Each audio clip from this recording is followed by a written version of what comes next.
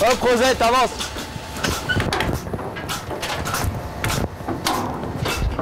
Avance. 18 h, l'heure de la traite, un rendez-vous quotidien que les vaches de la ferme du Paraport ne risquent pas d'oublier. Premier boulot du matin et en hiver, c'est le dernier travail de la journée. Ça commence à quelle heure? 7 h, 7h30. En général, j'essaie le plus tôt possible. Ça dépend à quelle heure on va au lit. Voilà, on est parti pour une bonne heure. Hein. Ouais. Généralement, ça va 1 heure, 1 heure et quart, tout dépend. Comment ça passe, ça dépend de la synchronisation en fait. Tu as des vaches qui sont un peu plus rapides, d'autres un peu moins rapides. Donc ça dépend comment elles arrivent. Et en général, en 1 heure, c'est passé. En 2006, à l'âge de 26 ans, Hubert Bérat a repris l'exploitation familiale. L'élevage est la principale activité. Plus de 62 hectares de pâturage et de forêt lui appartiennent.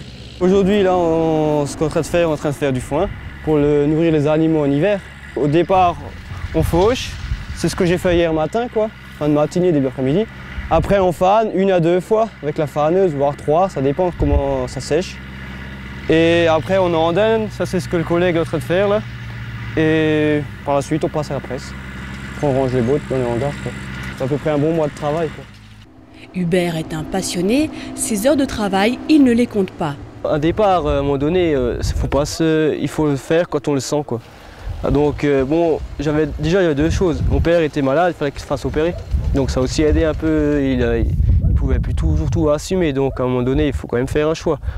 Et donc bon, j'avais la maturité pour, quoi. Parce qu'il ne faut pas, comme je dis toujours, il ne faut pas s'installer à 20 ans dans un domaine pareil. Parce que bon, faut apprendre du recul, hein. C'est pas chose évidente, quoi. Une fois qu'on a signé, c'est pour longtemps. C'est beaucoup pris dans le boulot quand même, c'est vrai, ça faut l'avouer. Et bon, le travail c'est une chose, après ce qu'il y a, c'est ça demande la présence constante. C'est des fois ça le plus difficile. Hein. Le fait de, hop, tu veux pas te dire maintenant, hop, ce soir j'ai fini, jusqu'au lundi, quoi. Hein. C'est fini, quoi. Tu peux pas dire, t'as le week-end, t'es tranquille, tu peux faire autre chose, tu fais ce que tu veux, quoi. Je veux dire, à un moment donné, bon, ça devient une passion. C'est une passion, en fait, le métier c'est une passion, quoi. C'est vrai que j'ai peut-être sacrifié aussi beaucoup de ma jeunesse par rapport au travail, hein. Ça je l'avoue. Hein. Mais bon, après, c'est comme tout, quoi.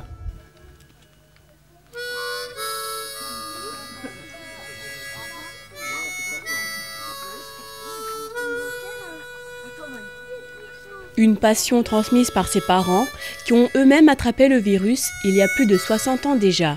Cela remonte dans les années 30, quand les grands-parents, Paul et Jeanne Fichter, ont choisi de s'installer au Paraport.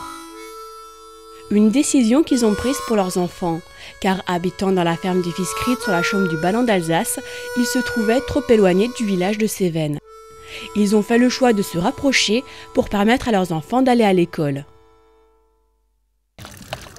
Aujourd'hui, Hubert est toujours entouré de ses proches, ses parents, Roger et Suzanne, et de sa compagne Marie-Aude.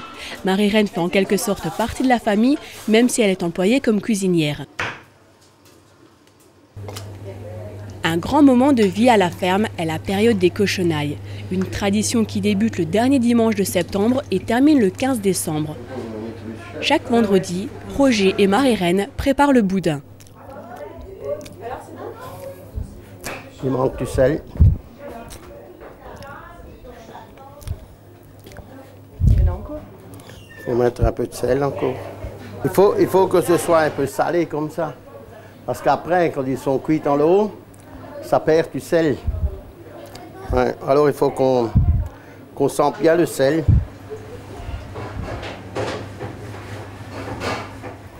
La recette, les oignons,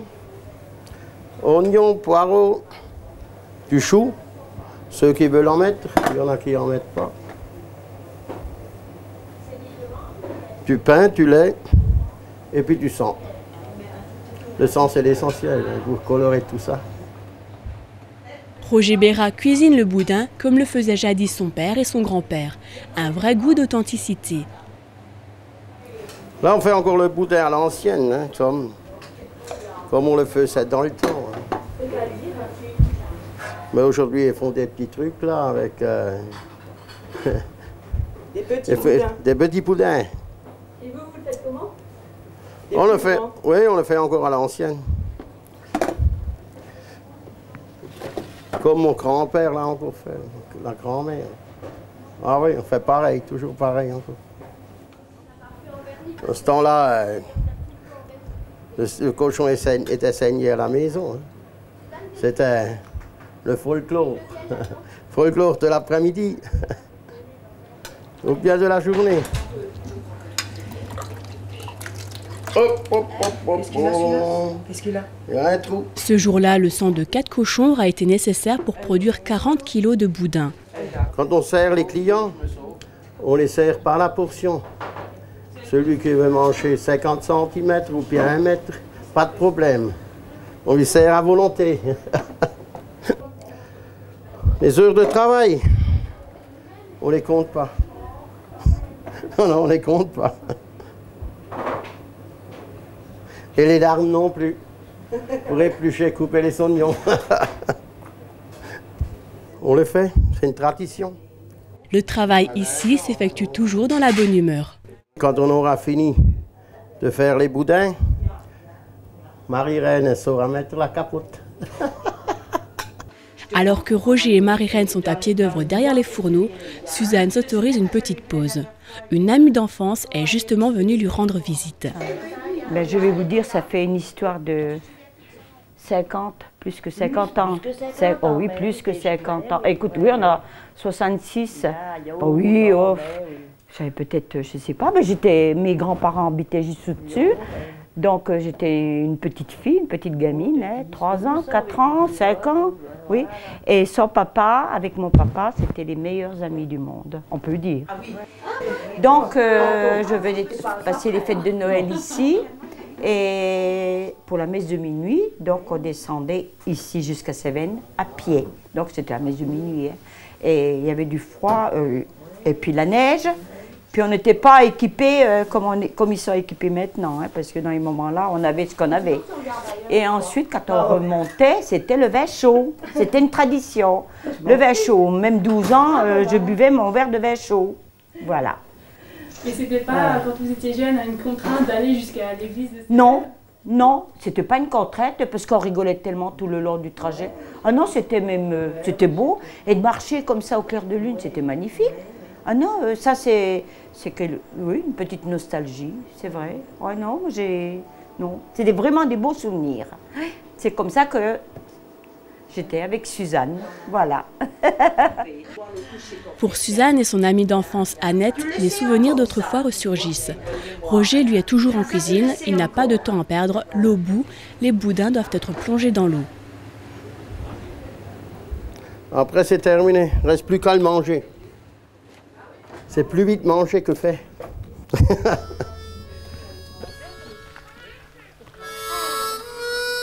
Le dimanche, les premiers randonneurs arrivent, tranquillement.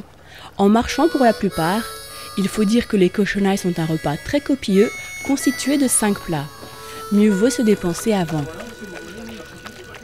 Il est 11h, Marie-Reine accueille les premiers clients. La réputation de la ferme du Paraport n'est plus à faire.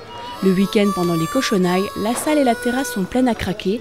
La période affiche complet, au point même où la famille Béra refuse du monde. Regarde, c'est chaud, hein. C'est très... Par quoi je commence? En cuisine, ça s'active, mais chacun sait ce qu'il a à faire. Et puis bon, la journée de cochonaille, quand il fait très beau, ben il y a beaucoup de monde. Il y a beaucoup de monde dehors déjà.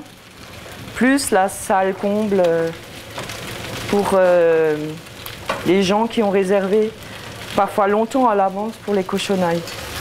Il y a combien de personnes maximum Oh, il y en a 55, 60. En général en salle. Hein. Et quand on a quand la terrasse est pleine, bon, il y a une bonne centaine. Alors, disons, c'est assez, comment dire, assez mouvementé. Quand vous dites que ça démarre réservé encore à l'avance, c'est-à-dire? 1 an à l'avance, certains. Certains et puis d'autres viennent au dernier moment. Bon, parfois ils ont encore de la place, parfois non. Pas souvent non. Les cochonailles, c'est un moment un moment festif, un moment convivial où les gens sont souvent de bonne humeur, en groupe, où ils viennent pour manger et rire un bon coup. Pour ce groupe d'amis venus du territoire, les cochonailles sont l'occasion de se retrouver. Ça fait combien d'années que vous venez manger des cochonailles ici auparavant? À peu près 10 ans. Vous êtes combien à vous retrouver chaque année? Vingtaine.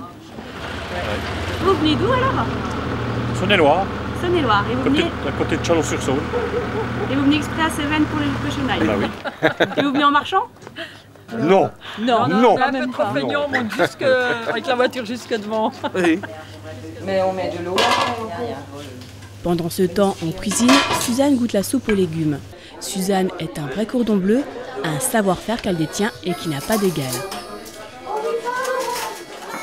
C'est quand même eux qui nous ont enseigné et qui ont fait ce que c'est, quoi. Peut-être que s'ils n'étaient pas là, le Berenbar ne serait pas ce qu'il est, quoi. Chaque année, plusieurs centaines de personnes se rendent au Paraport pour partager un moment entre amis ou en famille. Ce petit coin de notre vallée a su de génération en génération garder toute son authenticité et préserver les traditions montagnardes. Rien n'est à craindre quant à l'avenir des fermes auberges. La jeune génération semble déjà s'y intéresser.